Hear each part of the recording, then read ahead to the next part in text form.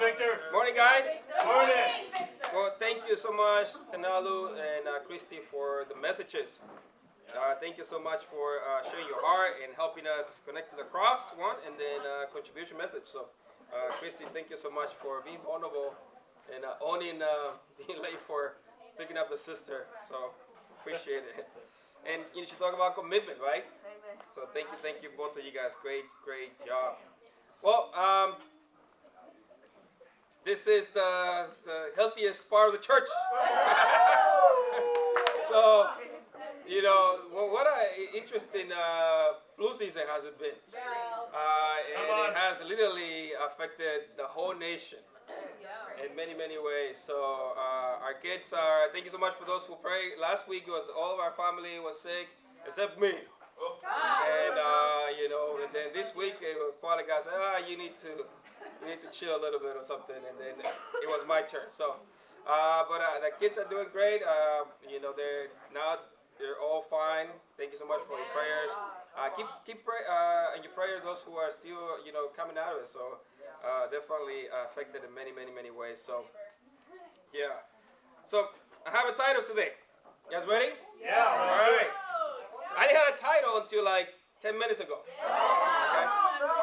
I was just trying to figure it out what to entitle it. And so the title is an eternal decision. An eternal decision. Eternal, sorry. Not internal. Eternal. You know, I'm still a little congested, and then I have one of those cough drops in my mouth. So, and then I have my accent. You know, I got, you know what I'm saying? I got all things against me. So, okay. An eternal decision. Yeah. All right. So here's the interesting thing about decisions. We all had to make decisions. I mean, you made a decision to show up today. You know? Here's a scary thing. In average, each person in the world, well, I guess most, you know, this survey that happened in America, in average, a person makes between 33 and 35,000 decisions a day. When I started research, I was like, maybe, you know, 100 decisions a day. 33,000? Man, no wonder people are stressed. You know? No wonder people are like freaking out all the time. Now, you know, most of the, you know, the large portion of this decision making happens subconsciously. In other words, you make the decision without even thinking it. Okay? You know, you have, you know, decisions that like you can do without actually thinking, oh, do I have to make this decision? Right. It's just automatically you're pilot mode, and then you're just making it happen. Right. Now we got some small decisions, right? Decisions like, what am I going to eat today? That's a hard one. That's a hard one. Would I go to Qdoba? Noodles and Company? Popeyes? Rocky Rococo? Yeah. How about a nice salad? Yes. Right? All right. You know what to wear? All you guys have to make a decision of what to wear today. Yeah. Okay? You know, and so you got to make sure that you're okay with your decisions. Okay? What to say? Right. That's hard. And how to say it. You make those decisions throughout the day. It's true. And then you have those who alter your life. Decisions like, what career should I go into? That will alter your life for sure. Buying a car. You know, AJ, you want to alter your life? Buy a car. Travel. Right? It affects your lifestyle. Come on. What friends do I get? Or what friends do I have? What type of friends do you hang around will alter your life. That's true. Okay? How about the life-changing decisions? Like dating. Oh, wow. It totally changes your life. If not, you can ask Dante and Elisa and Jericho and AJ. Oh, man. Okay? And then you get a little more bolder. And you get married. Oh, wow. Okay? Then that totally changes your whole life. That's true. Right? Life, as you know, is over. In a good way. Amen. In many ways. How about becoming a parent? That doesn't change a little bit. It literally transforms your whole life. Okay? Transforms you. You didn't realize how crazy you were until you had a kid. Okay? You thought you were a patient person. And then you had a kid and you're like, Or moving to a different states. Really. Canelo, you want to alter your life? You want to transform your life? I'm just messing with him. He's in Hawaii. He's in Hawaii. But moving to a different state, it literally changes your life. Okay? My wife and I have traveled, changed different states, and literally every state is different. It's like a different animal. And so, okay? How about the eternal decisions? Okay? Like becoming a committed Christian. That's eternity right there. Give up the world. Becoming righteous. Those decisions will change not just your life, but it will change eternity. Wow. Come on. Okay? Many decisions bring many consequences, whether it's positive or negative. And guess what? You have to own it. You have to own it. Many people don't want to make decisions because they don't want to own it. And so they just say, just tell me what to do and I'll do it. And then you go and tell them and then things go wrong, and whose fault is it? Your fault. And now they don't have to take responsibility of their lives. Okay? Come on. People they come and get advice, and they say, just tell me what to do, Victor. I'm not going to tell you what to do. I'm just going to point the scriptures, and then you make the decision. But whether it goes great or it goes horrible, you got to own it. Right. And here's the thing. Without owning our decisions, we cannot really own our lives. You will be just living someone else's life for your life. You know how some kids go into college because their parents want them to be doctors, and they become doctors, and they do everything because the parent wants them to do it. And they realize, man, I'm living my dad's life. That sucks. Because you haven't lived your life. I'm not saying the doctor or being a lawyer or being a whatever. You can be a barista and you can have your best life ever. You can be flipping burgers if that's what you want. Hey, but live your best life. You cannot live your life through someone else's dream. Come on. It has to be your life decision. So today I'm going to call you to two decisions. And I'm going to call them to own it. I'm going to call you to own those decisions. Because no one can own those decisions for you. Decision number one, make a decision to love God daily. And as you guys know, we're in February, right? Everything's pink and red, and everybody wants to talk about, you want to be my Valentine's? There's the expensive gifts, and the goldsmiths are like, yes. Okay? Bring it on. Come on, Aaron. Come on. Everybody makes business, right? And so today, we're going to talk about loving God and loving people. Okay, so decision number one, make a decision to love God daily. Go to Matthew chapter 22. Matthew 22. Come on, bro. Verse 34. Come on, Victor. Make a decision to love God daily.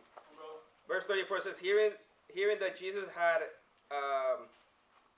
silenced the Sadducees, the Pharisees got together. One of them, an expert of the law, tested him with this question. Can you imagine testing Jesus? This is higher than the ACTs, This is serious stuff. Teacher, which is the great commandment in the law? Jesus replied, love the Lord your God with all your heart, with all your soul, and with all your mind. This is the first and greatest commandment. And the second is like it. Love your neighbor as yourself. All the law and the prophets hang on these two commandments. Loving God daily is a decision that you have to make every day. Right. Yep. Okay? The greatest command, love God with all your heart, with all your soul, with all your mind. Well, it's a command, Victor. I have to do it. Yeah, but you still got to make a decision to obey the command. Just because you know it's a command and you know it's a good thing to do, doesn't mean that you want to do it. You have to still make a decision to obey this commandment. You make a decision whether you obey or not. And this decision needs to be made out of love, not out of fear, or being forced into it. Nobody can force to love anybody. I believe if you were being forced to love God, it wasn't love. Okay? And God doesn't want to force you to love Him. He wants you to want to love Him. And I believe if we're truly seeking God with all our hearts, with all our soul, with all our mind, making the decision to love God daily shouldn't be so hard. We just make it complicated. God is very straightforward, very A plus B equals C in many cases. We just allow all these emotions and feelings and everything just to dictate and make things just complicated instead of being so simple. It is hard to make a decision. Okay? I'm not saying that it's not easy. It gets hard to love God when you don't really know God. Come on. Okay, so if that's the case, that you're feeling like I don't even know who God is, and that's why you're having a hard time making the decision to love God, hey, let's help you understand God so you can make a decision. Now, sometimes making the decision to love God is hard because you're in sin. That's just simple. I'm in sin and I don't want to love you because I don't. Okay, let's just be straightforward. Sometimes you just don't want to love God because it hurts.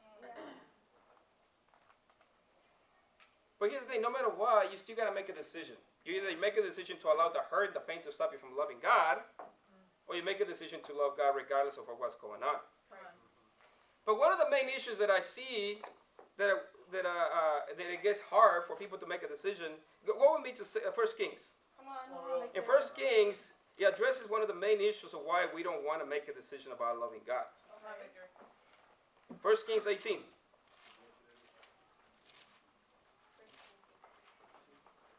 Verse 16.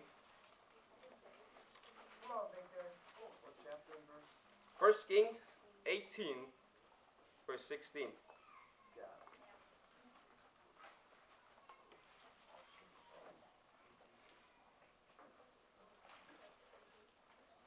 Verse 16, you have Elijah on Mount Carmel. It says, Obadiah went to meet Ahab and told him, and Ahab went to meet Elijah. When he saw Elijah, he said to him, Is that you traveler of Israel? I have not made trouble for Israel, Elijah replied, but you and your father's family have. You have abandoned the Lord's commandment and have followed the Baals. Now summon the people from all over Israel to meet me at Mount Carmel, and bring the 450 prophets of Baal and the 400 prophets of Asherah who eat at Jezebel's table. So Ahab sent the word through all Israel and assembled the prophets on Mount Carmel. Elisha went before the people and said, How long will you waver between two opinions? If the Lord is God, follow him. But if Baal is God, follow him. But the people said nothing. Then Elisha said to them, I am the only one of the Lord's prophets left, but Baal has 450 prophets. Get 2 bulls for us. Let them choose one of them for themselves, and let them cut it into pieces and put it on the wood, but do not set it on fire. I will prepare the other bull and put it on the wood, but not set fire to it. Then you will call on the name of your God, and I will call on the name of the Lord, the God who answers by fire. He is God. Then the people said, What you said is good. All right. And well, you guys just read the whole story. It's amazing. But we're going to focus here in the first part here. And at the end, the prophets of Baal are calling on their God, and there's no fire. Okay? And Elisha says, "Oh, you gotta scream, you gotta shout louder because he may be sleeping." And so they start cutting themselves, they start whipping themselves, and there's no fire. And finally, Elisha steps forward and kills the bull and puts it on the wood, and then he says, "Pour some water in it. Pour more water in it. Pour more water in it." And then he calls on the name of the Lord, and this fire comes in and licks up all the water and burns the bull. And he lets them know, hey, it's pretty obvious who's God. That's right. And you should read the story. It's an amazing story. And that's what happens at the end. But here, Elisha, one of the things we see here is that people waver between two opinions. And it's really hard to love God when you keep constantly finding yourself wavering. You hop in and you hop out. And instead of being a disciple, you're acting like a bunny. You hop in and you hop out. We walk the fence. And what happens is they want the best of two worlds. You want the wife, and you want the friend with benefits. Ladies, will you be okay with that? No. And I guarantee you the guys will not be okay with being a husband and the wife having a friend with benefit. But yet that's what we do to God. We want the benefit of being a saved disciple and a Christian, but yet we don't want to give up the world. And we constantly keep hopping in and hopping out. And Elisha's calling the nation, hey, choose. Make a decision. Either you're going to love God or you're going to love Baal. Come on. This lukewarmness is unacceptable. You got to make sure you make a decision. Come on. And they have been there for a long, long time. They haven't denied God, but they haven't denied Baal either. They're just walking the fence.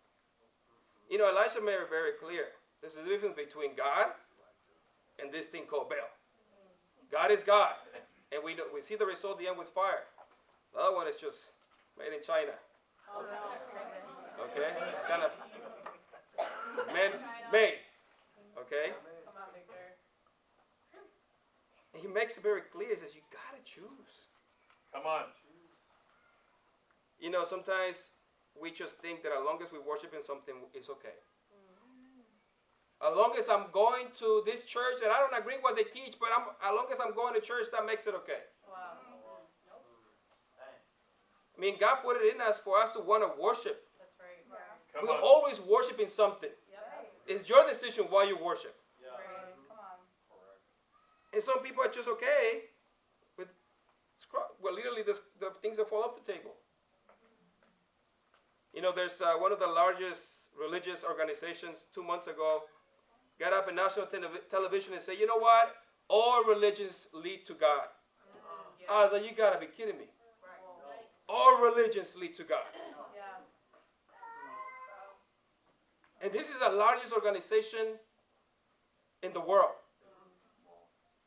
So at this point, you can just do whatever you want as long as it leads to God. That's a big lie from Satan and from people under Satan. That's right. Absolutely. You know, verse 21, it says, how long? Elisha is holding them accountable to the time they keep wasting. How long? You know, how many more weeks, how many more wake-up calls before you make a decision?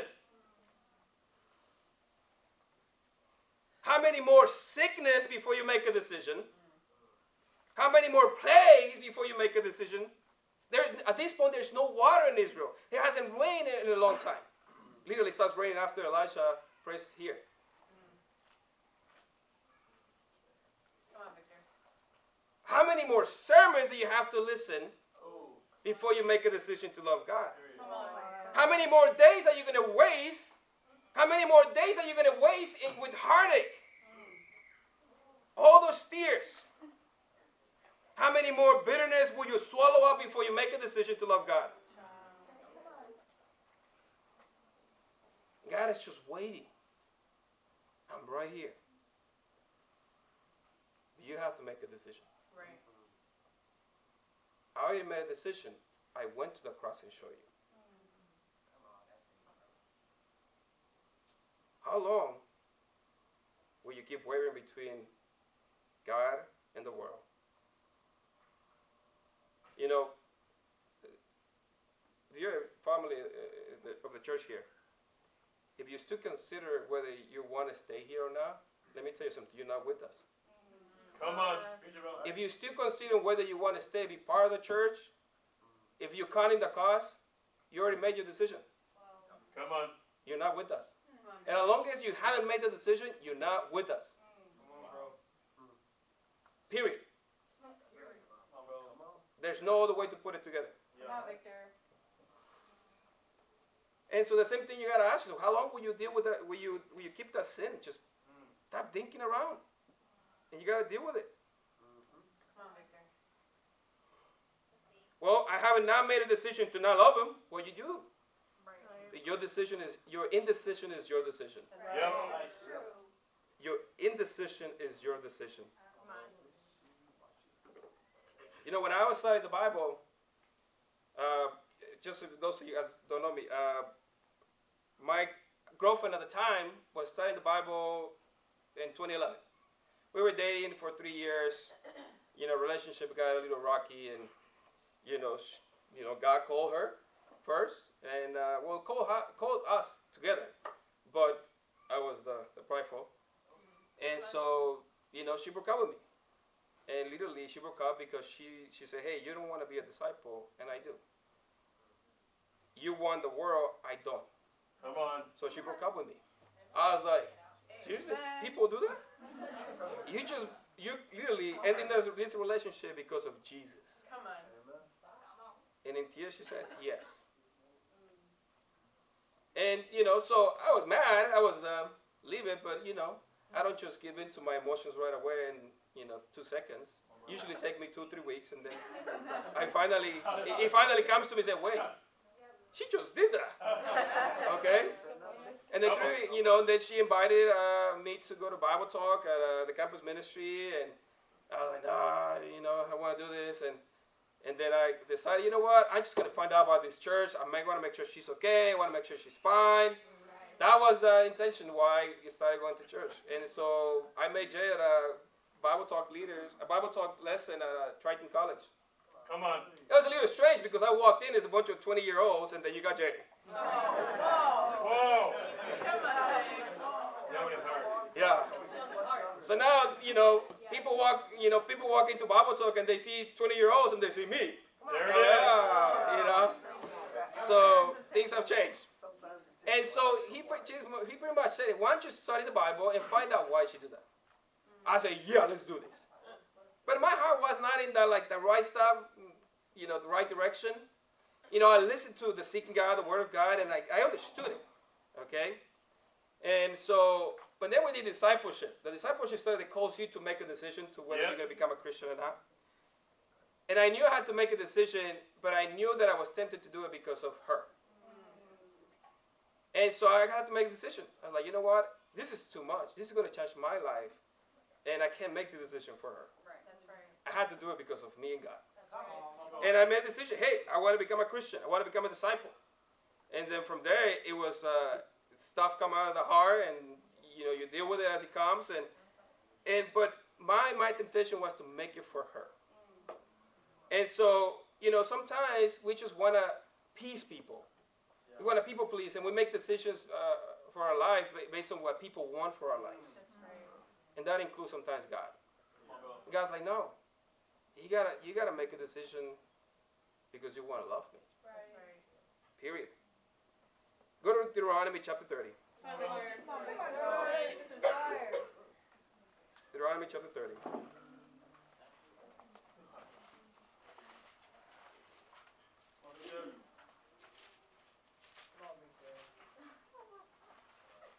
Verse 11. And this is probably Moses' last sermon for the nation that he's leading.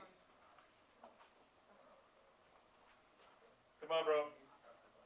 Verse 11, Deuteronomy chapter 30, verse 11. It says, Now what I am commanding you today is not too difficult for you or beyond your reach. It is not up in heaven, so that you have to ask who will ascend into heaven to get it and proclaim it to us so that we may obey it. Nor is beyond the sea that you will have to ask who will cross the sea to get it and proclaim it to us so that we may obey it.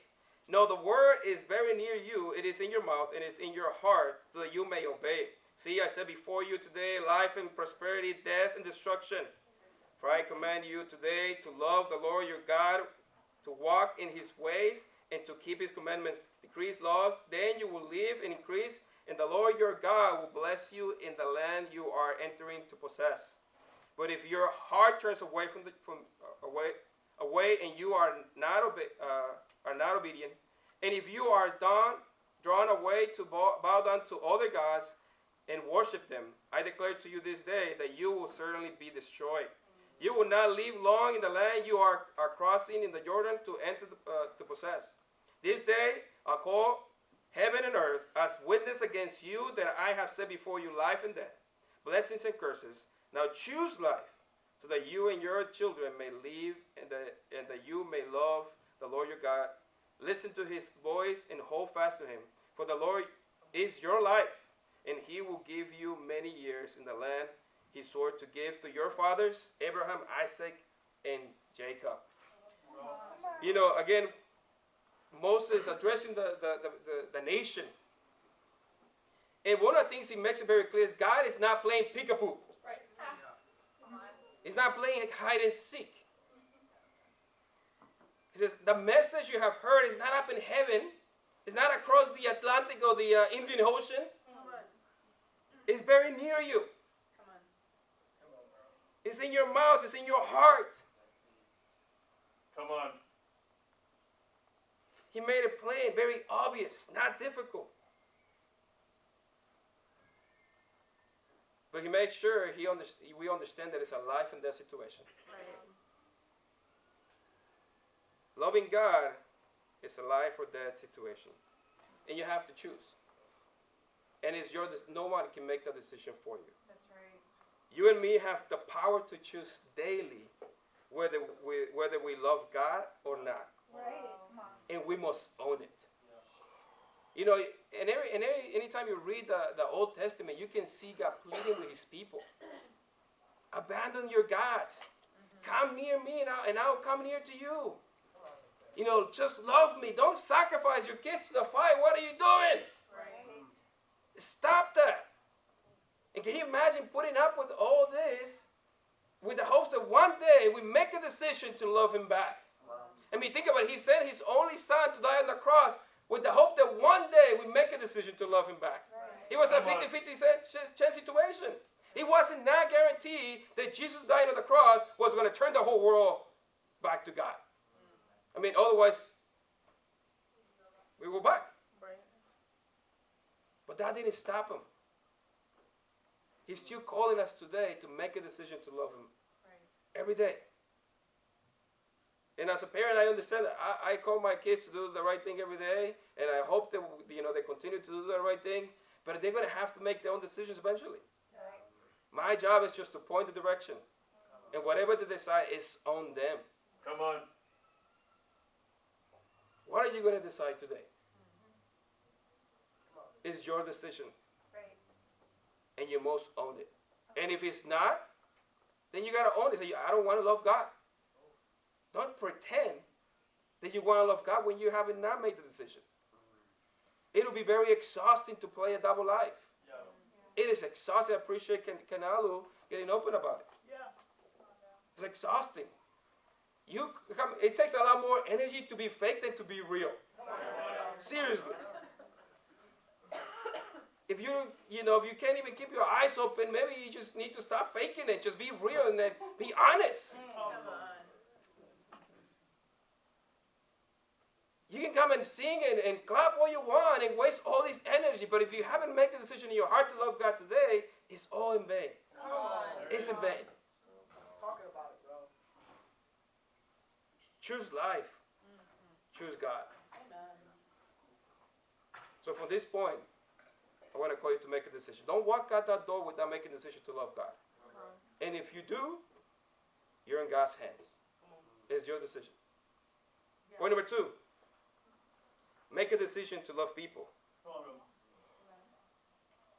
Why is this decision important? Because it's important to God. Yeah.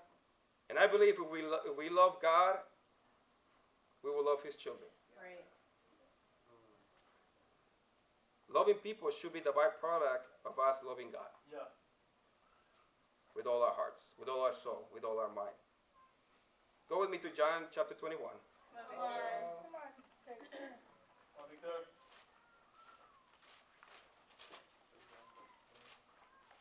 John chapter 21, verse 15. Awesome, bro. You know, I realize when I have a hard time loving people, it's because I'm having a hard time loving God. Yeah. I'm less spiritual, less loving, less kinder. I'm mean. Okay? You know, if you catch me in a day where like I choose not to love God and you cut me off, it probably not be pretty. And so that's who I am without God. Without God, I don't really care whether people make it to heaven or hell. Come on, bro. That was my attitude in the world. Hey, you want to do you, do you. As long as I'm okay with my life, then you can destroy your lives if you want to. That was my attitude.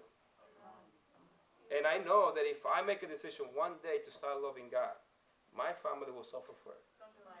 My family will suffer. Not just my physical family, my friends, my neighborhood will feel it. Oh no. Seriously. Come on. Okay? So if you think your decision of not loving God will not have a ripple effect, absolutely you're wrong. It will affect everybody around you. Come on, Victor. Because instead of giving blessings, you will give up curses. Instead of giving out God, you will give up yourself. And I don't know about you. I'm not perfect. I know I'm going to make mistakes. And, you know, you get on somebody's bad side, it's bad. And so loving God is a life or death situation. Come on. In John chapter 21, verse 15. Come on. This is the last D group, I believe, with Jesus and the guys. They're having some discussion, but one guy is the center of it. You know, sometimes maybe when your parents discipline you for the sake of others too, and sometimes your brother's there and you get in the talk, and they're grateful they're not them getting the talk, but they're still learning because they're hearing how bad it was. Come on. This was happening with Peter. Verse 15, it says, when they had finished eating, Jesus said to Simon Peter, Simon, son of John, do you truly love me more than these? Yes, Lord, he said. You know that I love you. Jesus said, feed my lambs. Again, Jesus said, Simon, son of John, do you truly love me? He answered, yes, Lord, you know that I love you. Jesus said, take care of my sheep. The third time he said to him, Simon, son of John, do you love me? Peter was hurt because Jesus asked him a third time, do you love me? He said, Lord, you know all things. You know that I love you. Jesus said, feed my sheep.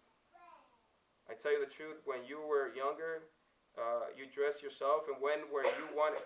But when you are old, you will stretch out your hands and someone else will dress you and lead you where you do not want to go. Jesus said this to indicate the kind of death by which Peter will glorify God. Then he said to him, follow me. You know, that call was for everybody. He was just talking to Peter. And so,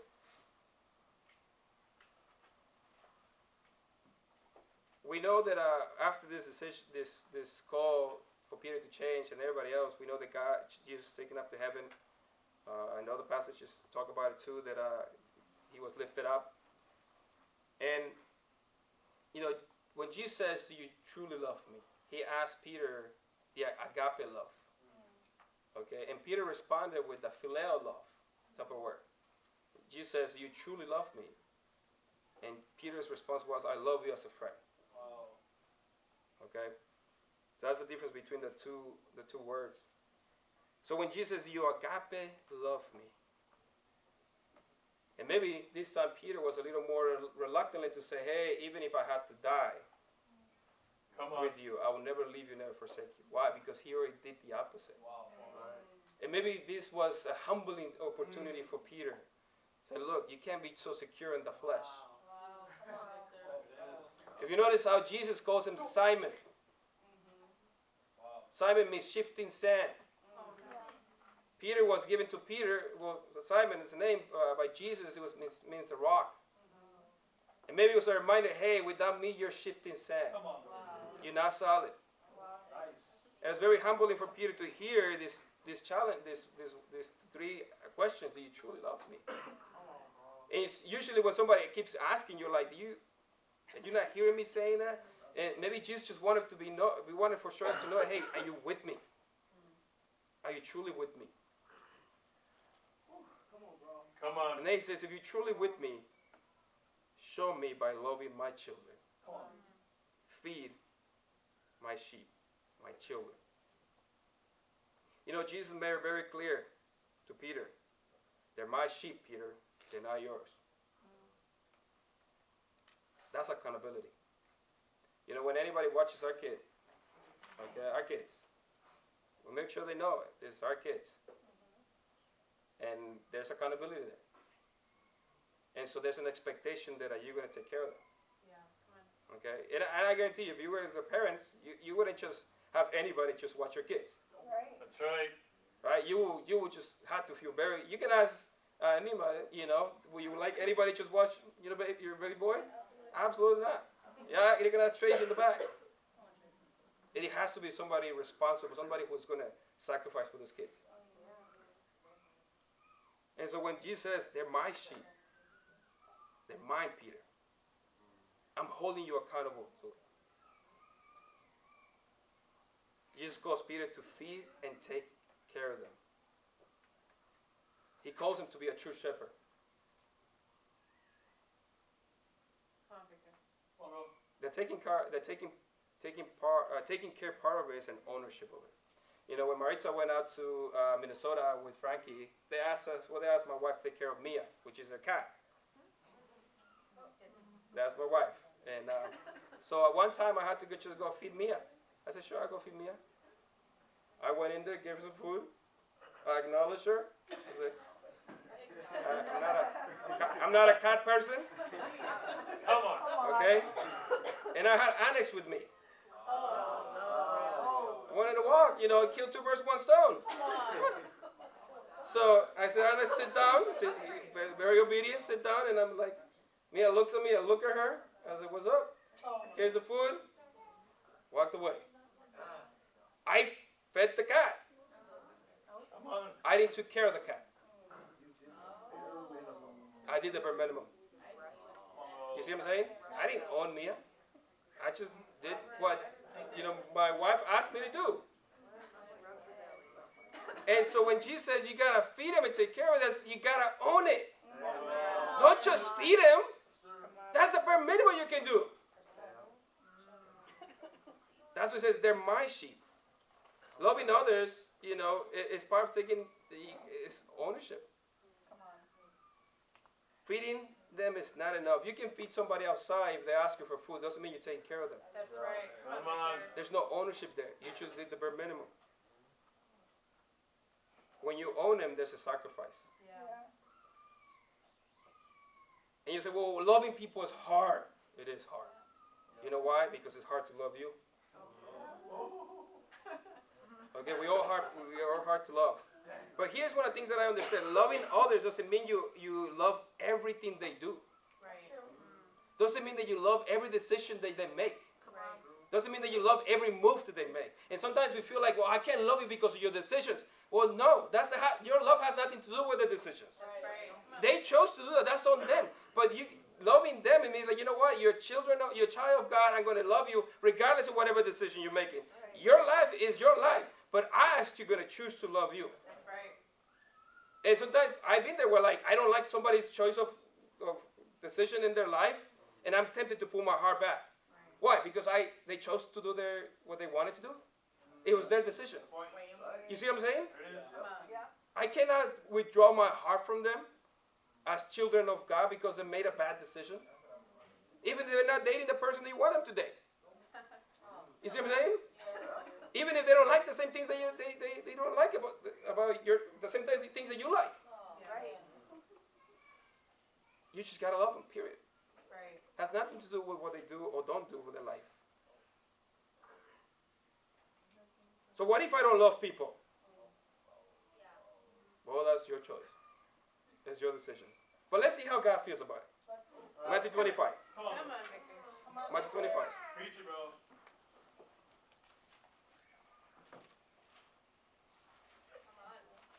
Matthew 25, verse 31.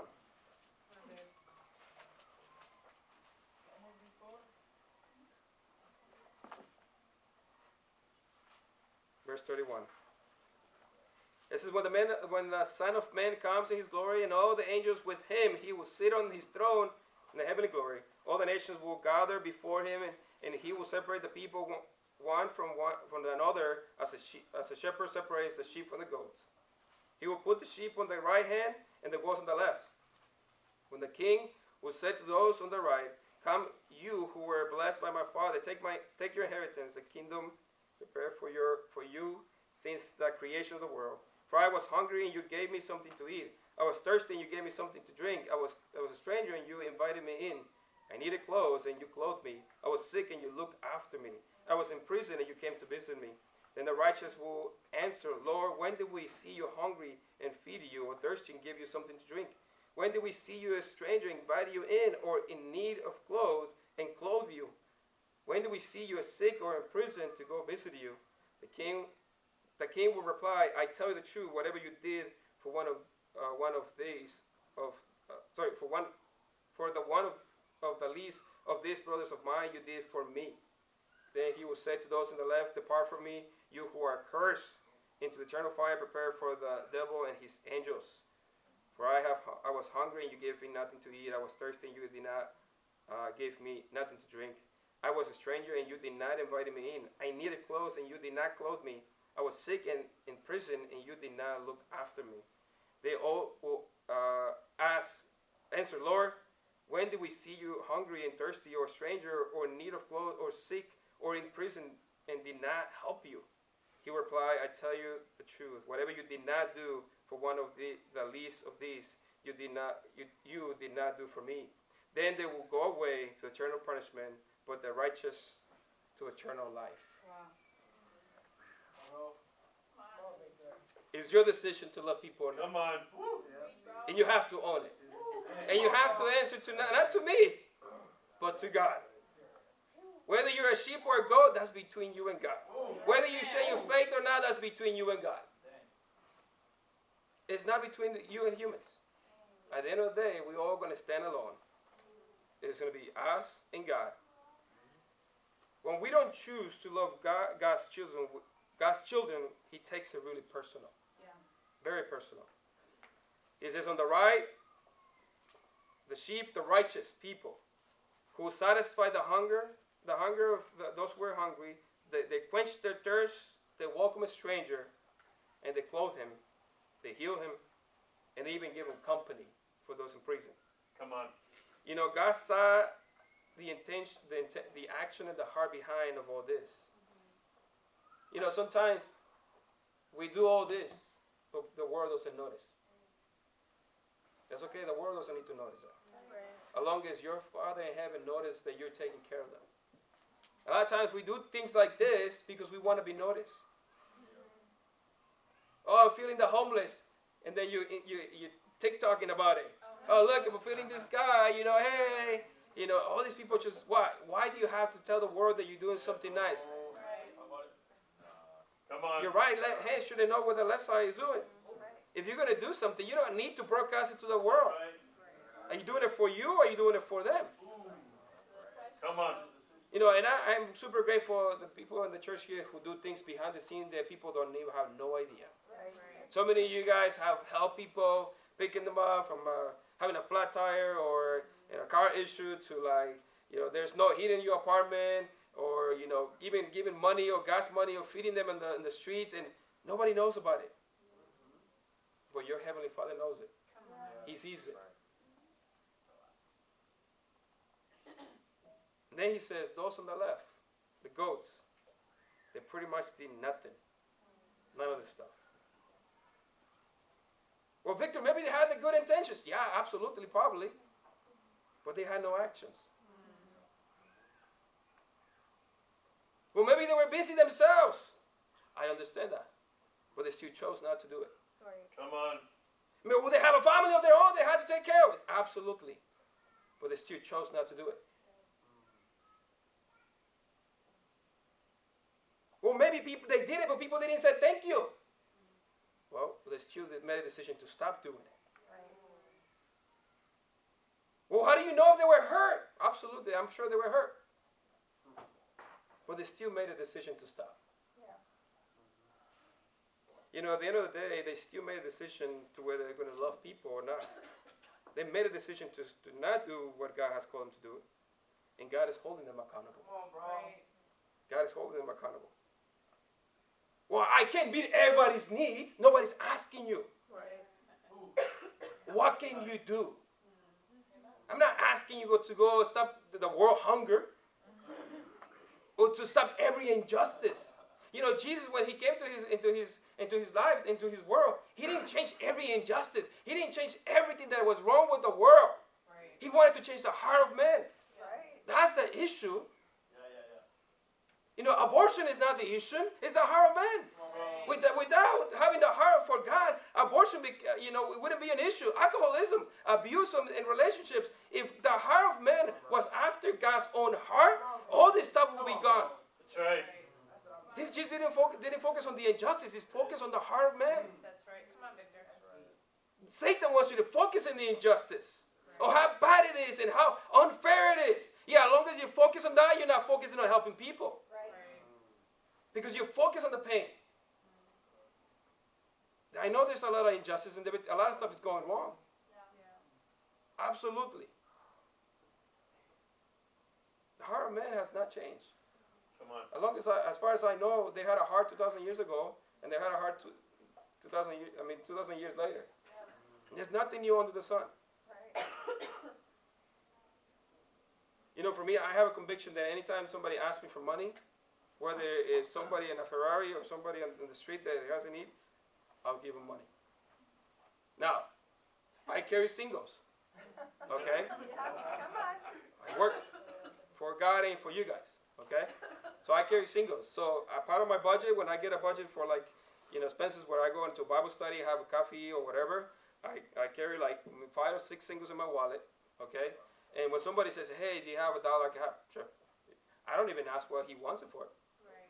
Whatever he does with that, that's his decision. Come on. But I had to make a decision to do what is right. And the Bible Bible says that if somebody asks you, to give it to them. I got 2 singles left in my wallet. Come on. Then I was sick in the house, so nobody has a lot. Okay? But I'm going to keep them there for February. Okay? I keep snacks in my bag. I keep snacks in my bag. You can go into my bag right now. Any single brother will say, hey, bro, you have a snack? There's going to be a snack in my bag. Okay? Sometimes, if I run out of singles and the guy says, I'm hungry, hey, here's a protein bar. Now, he can choose to get it or not. That's his decision. And for the most part, they're like, I don't want that. Okay, good. I did my part. I offer you food, what I had. Okay? So if you're hungry, I got 2 snacks in the bag. Okay? And so we got to do our part. When's the last time somebody asked you for food or money and you said no because you didn't trust where it was going to go? Come on. That's not for you to judge. What they do with that is on you. What you can, if you can do $1, what can you do? And that's what God is going to look. He's going to look into the heart. You know, to me, the biggest way to affect people's eternity is by sharing our faith. Yeah. Come on. God will take care of the physical. We just got to share our faith and talk about Him. If we can help somebody seek God with all their heart and mind and soul and find forgiveness and help them find healing and be in touch with the Holy Spirit, man, wow. That's eternity right there. You know, by you making a decision to share your faith today or not, you're either affecting eternity. Yep. Somebody made a decision to share your faith with you. Right. You see what I'm saying? Imagine if Jay decided, you know what, I'm intimidated by Aaron. He had never shared his faith. Terrible. Yeah, it would be terrible. Now, instead of God working through Jay, God has to figure out another way to get to Aaron. And that may take 5 to 6 years for him to get it. But Jay had to make a decision. I'm going to share my faith or not. Come on. He had to make a decision to share his faith with Barb. That's right. Okay? Nicole had to make a decision to share her faith with Lauren. Imagine if Nicole would have said, you know what? You know, I don't feel good. I'm a little shy right now. Walked away. Come on, Lord. Okay? What if Jericho decides, I already shared with that guy, he's not open, Andrew. For the 3rd time. Can you imagine that? Somebody made a decision that it would change your eternity by just asking to see if you want to love God. Come on. Why not pay it back? Just ask, hey, do you want to love God? Hey, do you want to study the Bible? It's their decision. Don't make the decision for them. Right. Come on, Victor. Like I said, don't walk through those doors without making the decision to love God and loving people. You have the power to say yes or no. You. Not your neighbor, not your parents, you. If your decision is life, amen. But you have a choice too. You can choose that. Come on. You can either choose freedom or sin. You can either choose healing or constant torture. You can either choose God and His mercy and His goodness and His compassion and the cross, or you can choose Satan and all the lavish things that he has promised to the world. But you have to choose today. Who will you serve? And if to serve God is not desirable for you today, that's between you and God. My responsibility is to call you to make decision today. And I can't just feed you. I got to take care of the church. That's right. Come on, Victor. And we will do it. We'll take care of each other. If there's a need, we'll take care of each other. That's right. But you got to make a decision to love God today and love people. Don't walk through those doors without making a decision. Well, if you don't make the decision, you already make the decision. And that decision is not to love God and not to love people. To God be the glory.